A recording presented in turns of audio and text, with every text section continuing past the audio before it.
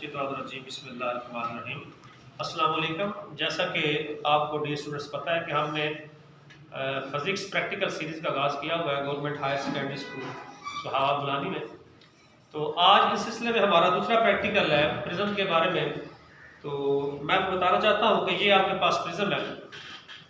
Prism एक ऐसा transparent device है जिसकी जो टू सर्फेसेस हैं वो हमारे पास ट्राइएंगुलर होती हैं। देखिए ये सरफेस और ये सरफेस दोनों क्या है, ट्राइएंगल है। और इसकी थ्री सरफेसेस जो हैं ये रेक्टेंगुलर होती हैं। ये भी रेक्टेंगल है, ये दूसरी रेक्टेंगल और ये तीसरी रेक्टेंगल। अगर आपके तरफ में ये प्रिज्म करूँ तो आप देख लें आपको एक ट्राइएंगल नजर आ रही है। अब ये ट्राइएंगल इस तरीके से है कि इसकी तीनों साइड जो है ये देखें इक्विलेटरल ट्राइएंगल है। तो इसका ये जो एंगल बनता है बेस इसका प्रिज्म का ये एंगल क्या जी, देखें ये बेस इसके सामने वाला जो एंगल ये बन रहा है इसे हम कहते हैं एंगल ऑफ प्रिज्म। और ये होता है 60 डिग्री। अब कितना होता है बेटे, किसी भी ट्राइएंगल के तीनों एंगल का सम होता है 180। तो चूंकि ये 60 है, ये भी 60 बनेगा, ये भी 60 बनेगा, तो तीनों कितने बन गए 180 के। तो एंगल ऑफ प्रिज्म क्या होता है हमारे पास 60 डिग्री। तो आपको पता होना चाहिए कि जब भी आपसे पूछा जाए कि प्रिज्म का एंगल कितना होता है तो आपने क्या कहना है 60 डिग्री। और ये जो बेस दिया हो ना, ये वाला प्रिज्म का ये बेस जो है इसके सामने वाला ये एंगल जो है कितना होता है 60 डिग्री का। अभी तक जब हमने एंगल ऑफ डेविएशन निकालना है और सेंटीमीटर निकालना है तो वहां पे इस एंगल की हमें जरूरत पड़ती है। आइए मैं बताता हूं आपको कि किस तरह रे ऑफ लाइट है एक प्रिज्म में से। ये मैंने यहां पे ड्रा किया है प्रिज्म। तो आप देखें ए बी सी एक हमारे पास ये प्रिज्म है। ये रे है पी क्यू इंसिडेंट रे। तो जब रे इंसिडेंट रे किसी प्रिज्म की एक साइड एबी पर इस तरह किसी एंगल पर स्ट्राइक करती है तो आप जानते हैं when the ray of light enters from ray to denser medium, तो if we draw perpendicular at this point then this ray will be bent towards normal. तो ये नॉर्मल की तरफ बेंड करेगी ऐसे। तो यहाँ पे angle between the incident ray and normal is called angle of incidence. इसी तरह रिफ्रैक्टेड रे हमारे पास ये बनेगी ई और एफ। और रिफ्रैक्टेड रे और नॉर्मल जो है हमारे पास एन एंड डैश, इसके दरमियान जो एंगल बनता है बेटे इसे हम कहते हैं angle of refraction. Angle of refraction.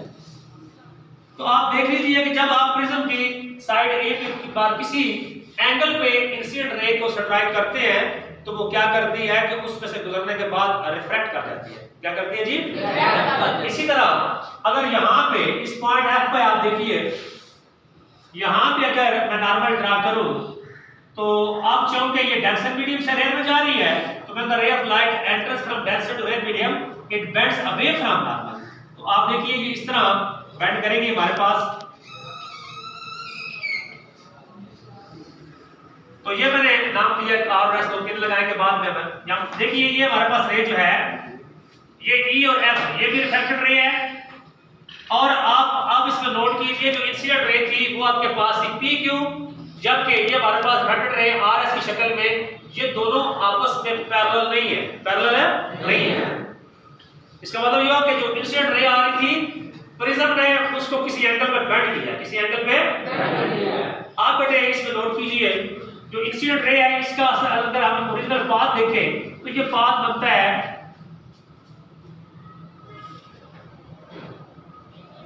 ये पाथ बन रहा है हमारे पास पी क्यू टी। अगर रिफ्रैक्टेड रे को पीछे की तरफ बेंड किया जाए, यहां पे पीछे बुलाया जाए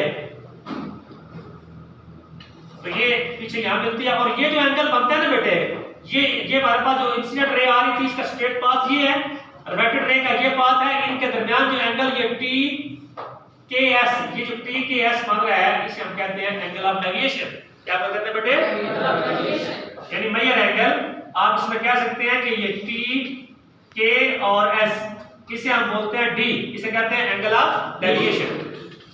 अब बेटे डेफिनेशन क्या बनती है एंगल ऑफ डेविएशन की?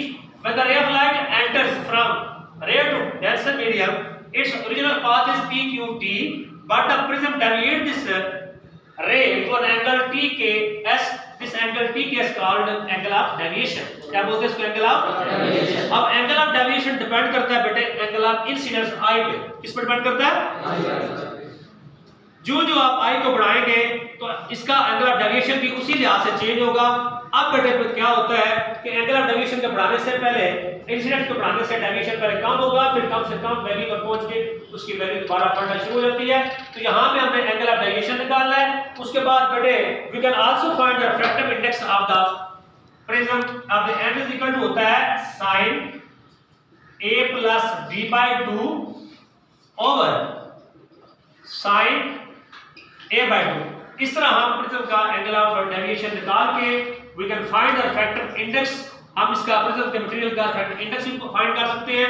आपको पता है कि एंगल ऑफ प्रिज्म 60 का होता है। डी आप यहां से angle of deviation protractor use करके निकाल लेंगे और यहां पे आपको पता है दोनों को डिवाइड करके जब आप वैल्यू निकालेंगे तो ये भी ग्लास है तो ग्लास का रिफ्रैक्टिव इंडेक्स कितना होता है 1.5। तो आइए मैं थोड़ा सा आपको परफॉर्म करके दिखाता हूं।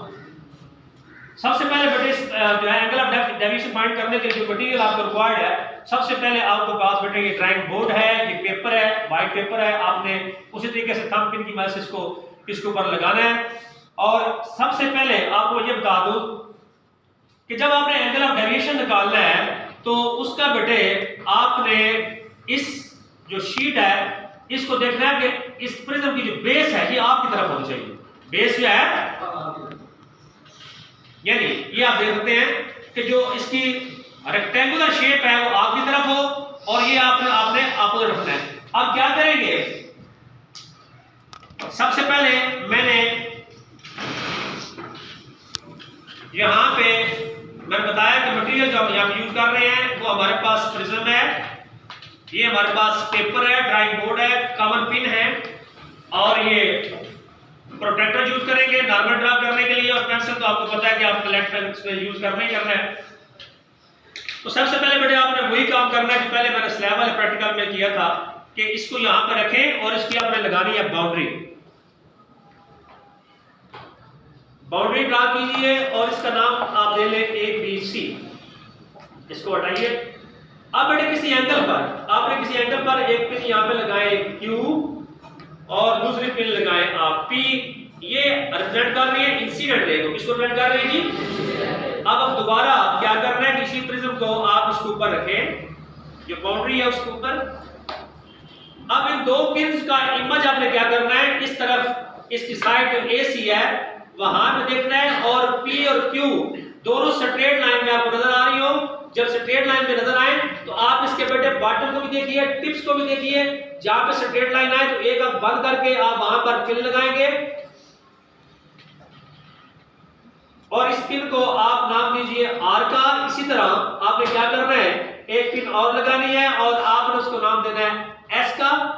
जब आप ये P और Q इंसिडेंट रे जिसको आप रिप्रेजेंट कर रहे हैं वहां पे जो पिन आपने P और Q लगाई हुई हैं उनका इमेज जब बेटे आप यहां पे देखेंगे तो ऑटोमेटिकली वो आपको चारों पिन एक स्ट्रेट लाइन में नजर आएंगे।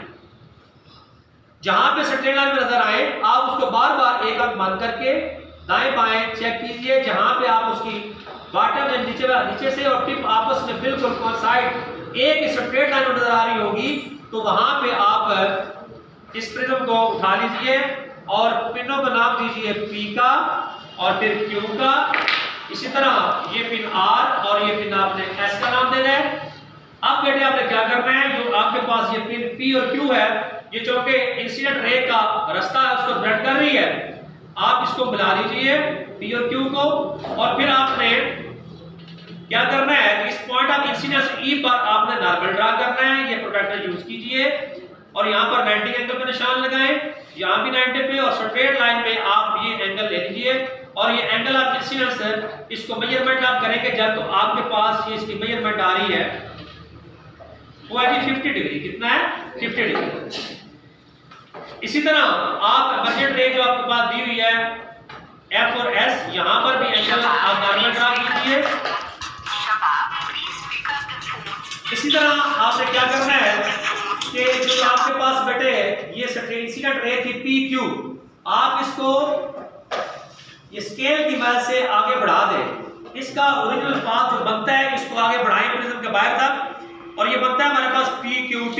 इसी तरह जो रिफ्रैक्टेड रे थी जो कि पैरेलल बेस के पैरेलल नहीं है R और S उसको पीछे की तरफ मिलाएं। जो ओरिजिनल पाथ था हमारे पास PQT उस पाथ को ये रे मिलेगी K पॉइंट पे तो इसी तरह आप क्या करेंगे कि एंगल ऑफ डेविएशन के निकालेंगे, तो यहाँ पे टी के डी, तो एंगल ऑफ डेविएशन की वैल्यू जब निकालते हैं तो ये हमारे पास बेटे आप चेक कीजिए, और ये हमारे पास निकलेगी 39 डिग्री। कितनी निकलेगी? 39 डिग्री। तो अब हम इसका इसी वैल्यू को यूज करते हुए रिफ्रैक्टिव इंडेक्स फाइंड करेंगे। तो n इज इक्वल टू होता है sin a प्लस d/2 और sin a/2, क्योंकि a हमारे पास 60 है और हमने d निकाला 39, इसको डिवाइड कीजिए, sin 60/2 कीजिए, तो ये वैल्यू हमारे पास जो आएगी रिफ्रैक्टिव इंडेक्स की ये निकलती है हमारे पास 1.5। तो ग्लास के मटेरियल का बेटे मैंने आपको बताया हुआ है, जब भी आप एंगल निकालते हैं तो वो कितना निकलता है आपके पास 1.5। तो मैंने अभी आपको बताया है कि जो मैंने यहाँ पे एंगल निकाला है, ये तो आपके पास 60 है और ये है 39/2।